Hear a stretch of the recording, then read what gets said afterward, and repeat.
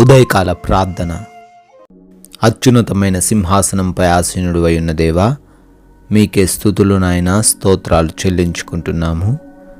గడిచిన రాత్రి కాలమంతను కూడా మీ యొక్క అగ్ని కంచెను, రక్షణ కవచమును మా అందరికీ దయచేసినందుకు, మాకు మీరు తోడై ఉండి మంచి నిద్రను అనుగ్రహించినందుకు, మాకున్న సమస్తాన్ని కూడా కాపాడినందుకు మీకే స్తుతులు నాయన.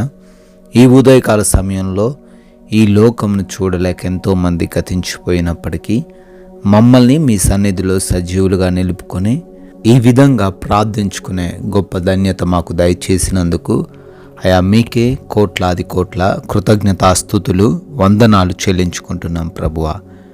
సామెతల గ్రంథము 3వ అధ్యాయము 32వ వచనము. కుటిల వర్తనుడు యెహోవాకు అసహ్యుడు, యథార్థవంతులకు ఆయన తోడుగా ఉండును అని వాక్యం ద్వారా మీరు సెలవిస్తున్నారు నాయన. అవును ప్రభువా, ఈ లోకంలో తండ్రి 2 నాలికలు కలిగి లేకుండా అయా చెడు వైపును మంచి వైపును తండ్రి ఉండకుండా ప్రభువా యథార్థముగా జీవించాలని, ఏదైతే న్యాయమో, ఏదైతే అయా మీ దృష్టిలో వాక్యానుసారమో ఆ విధంగా జీవిస్తే మాకు తోడుగా ఉంటానని లేఖనాల ద్వారా సెలవిస్తున్నారు. అయా ఈ రోజున మీ యొక్క తోడు లేకుండా ఈ లోకంలో ఎవరం కూడా జీవించలేము.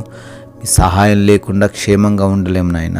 అయా మేమందరము కూడా మీ బిడ్డలమై ఉన్న మేమందరము కూడా యథార్థముగా ఉండుటకు సహాయం దయచేయండి. మీరు అసహించుకునే జీవితాన్ని మేము ఈరోజు కలిగి ఉండకుండా అయా తగిన జ్ఞానము దయచేయండి.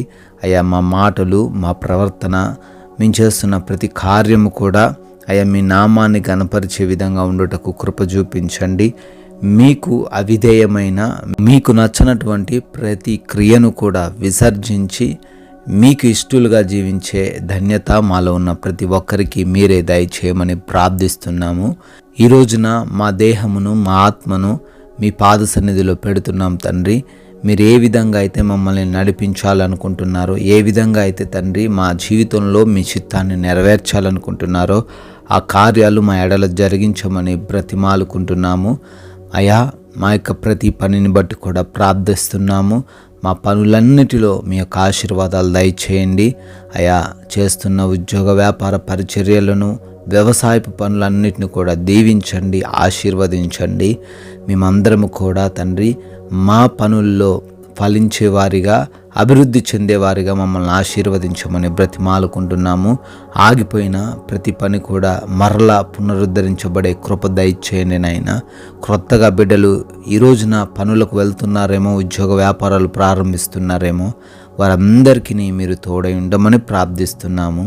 అదేవిధంగా తండ్రి ఈ రోజున మా ప్రతి ప్రయాణాన్ని కూడా ఆశీర్వదించండి. సురక్షితమైన ప్రయాణాలు మేమందరము కలిగి ఉండులాగున కృప చూపించండి. ఏ ప్రమాదము, ఏ అపాయము మాలో ఉన్న ఏ ఒక్కరికి జరగకుండా మీ కంచె కాపుదల మాకు అనుగ్రహించండి ప్రభువా. అదేవిధంగా ఎగ్జామ్స్కి వెళ్తున్న వారు, ఇంటర్వ్యూస్కి వెళ్తున్న వారు ఉన్నారు. వారికి కావలసిన జ్ఞానమును, వారికి కావలసిన జ్ఞాపక శక్తిని దయచేయండి తండ్రి. ప్రభువా, హాస్పిటల్స్కి కూడా వెళ్తున్న వారు ఉన్నారు. అయ్యా వారి రిపోర్ట్స్, వారి డెలివరీస్, ఆపరేషన్స్ ఏవైనా కావచ్చునైనా మీరు వారికి తోడై ఉండమని, వారిలో ధైర్యమును దయచేయమని బ్రతిమాలుకుంటున్నాం ప్రభువా. అదేవిధంగా నాయన ఈ రోజున మాలో ఉన్న ఏ ఒక్కరికి కూడా ఎటువంటి లోటు లేకుండా సమృద్ధిని దయచేయండి.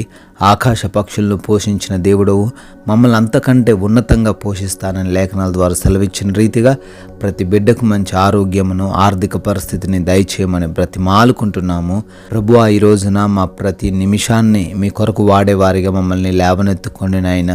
ఎటువంటి గొడవలు, ఎటువంటి విభేదాలు లేకుండా శాంతి సమాధానాలతో జీవించే కృప దయచేయండి.